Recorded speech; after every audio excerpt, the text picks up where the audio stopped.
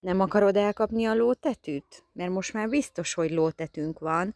Most már megértem, hogy miért voltál itt. De akkor légy szíves, kapjad el. Most öntsünk sört neki? Itassuk le a lótetűt? Hm? Igen. El kell kapnod. Nincs mese.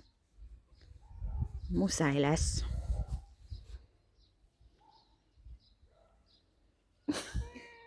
Igen, a te dolgod lesz elkapni a lótetűt, de azért majd én is próbálkozom valamivel.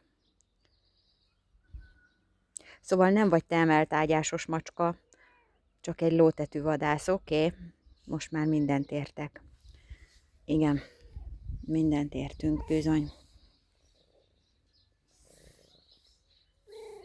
Oké.